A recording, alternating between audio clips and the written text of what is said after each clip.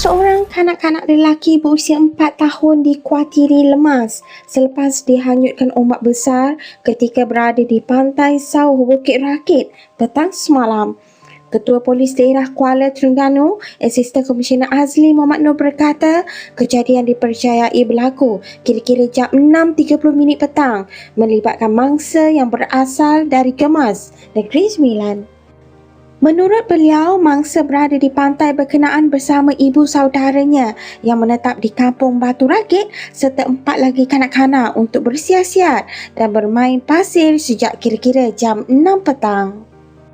Selepas kira-kira setengah jam kemudian berada di kawasan pantai, ibu saudara mangsa meminta semua kanak-kanak berkenaan mencuci kaki sebelum pulang.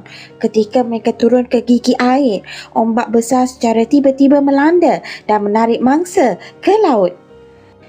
Beliau berkata, seorang saksi awam memaklumkan dia bersama 2 rakannya cuba menyelamatkan mangsa sebaik terdengar jeritan meminta pertolongan, namun gagal berikutan keadaan ombak yang kuat dan berbahaya. Sehingga kini, mangsa masih belum ditemui dan operasi mencari dan menyelamat SARS diteruskan melibatkan 7 anggota polis diraja Malaysia PDRM serta 12 anggota Jabatan Bomba dan Penyelamat Malaysia JBBM Kuala Nerus. Operasi SARS akan diteruskan bergantung kepada keadaan cuaca dan ombak di kawasan berkenaan.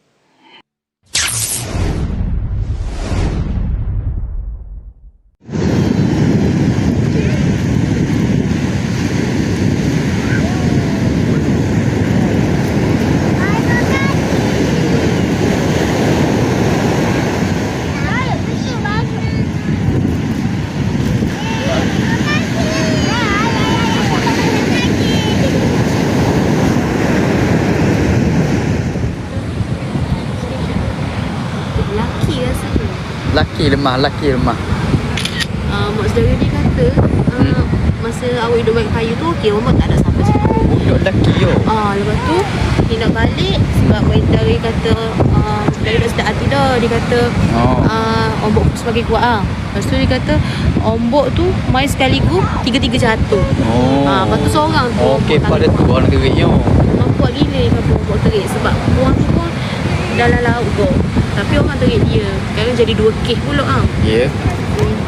Sebab lemah, ada budak lemah dekat pantai Batu Rakit Kuala Terengganu, Kuala Nerus. Patah Sau tu polis ada dah mari, polis ada dah. Polis ada dah. Bomba pun ada, bomba. Bomba pun ada. Bang tu dia.